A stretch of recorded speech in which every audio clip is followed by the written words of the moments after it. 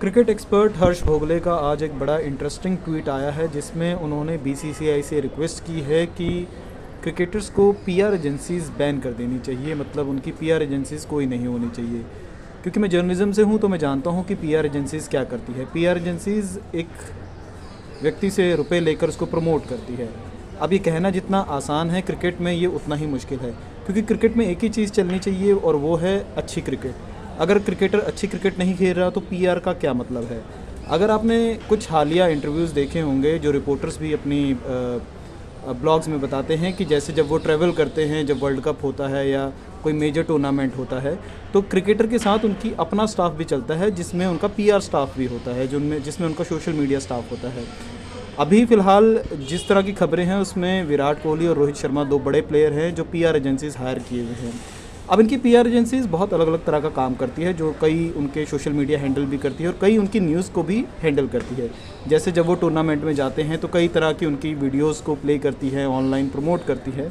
और अब तो कई चैनल्स भी आ गए हैं जिसके थ्रू वो एक प्लेयर को प्रमोट करते हैं। सोशल मीडिया इसका एक सबसे बड़ा टूल है। प्रिंट मीडिया या पुरानी ट्रेडिशनल मीडिया जो चीज़ें होती थी उसमें चलना एक अलग बात है, और सोशल मीडिया में क्योंकि ज़्यादातर आजकल यूथ सोशल मीडिया से जुड़ा है, तो ऐसे में सोशल मीडिया सबसे इम्पॉर्टेंट टूल बन गया है जो पीआर एजेंसीज़ का सबसे बड़ा हथियार होता है। पीआर एजेंसीज़ इसके अलावा एक प्लेयर की इमेज को आगे कैश ऑन करती है। जैसे विराट कोहली या रोहित शर्मा, जिनकी हालिया में हमने फॉर्म देखी जो अच्छी नहीं थी, लेकिन वो उनकी इमेज को बचाने के लिए कई तरह की कोशिशें करती है। हालांकि आप ऑन फील्ड होते हो तो जग जाहिर हो जाता है कि आप अभी अच्छा नहीं खेल रहे हो, लेकिन इससे एक गलत मैसेज जाता है यंग बल्लेबाजों को जो नया नया क्रिकेट में आता है, जो सिर्फ क्रिकेट खेल के ही आता है, और वो भी हैरान हो जाता है कि यार ये क्रिकेट के अलावा तो यहाँ सब कुछ हो रहा है, कि इमेज बिल्डिंग हो रही है। टीम इंडिया के हेड कोच गौतम गंभीर जो पहले कई बार सवाल उठा चुके हैं पीआरशिप में, जो महेंद्र सिंह धोनी और कई और प्लेयर्स पे ये बोल भी चुके हैं। जैसे 1983 वर्ल्ड कप में सिर्फ एक ही चेहरा दिखाई देता है, वो है कपिल देव का।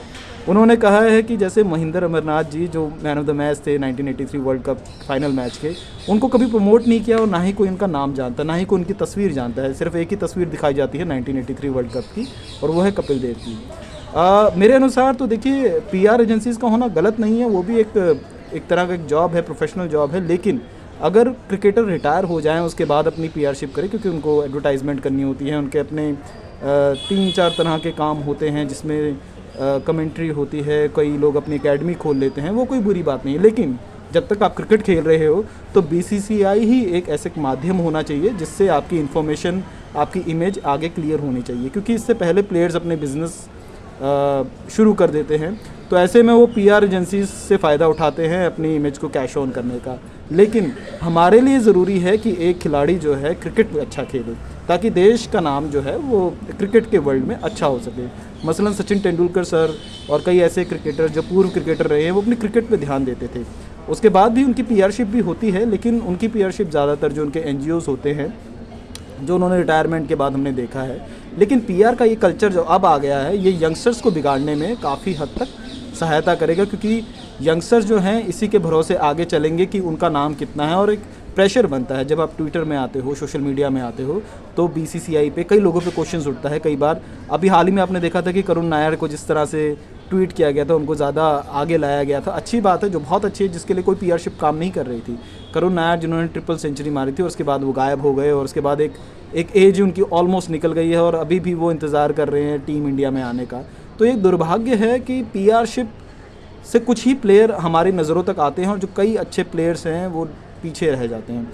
तो ये बहुत अच्छा हर्ष भोगले जी ने बहुत अच्छा ट्वीट आज किया, बहुत अच्छा ध्यान दिलाया है कि पीआरशिप को बैन कर देना चाहिए करंट प्लेयर्स की, ताकि ज़्यादा से ज़्यादा फोकस उनका क्रिकेट पे रहे और ऐसी इमेज, फॉल्स इमेज जो है हमारे सामने पेश ना हो।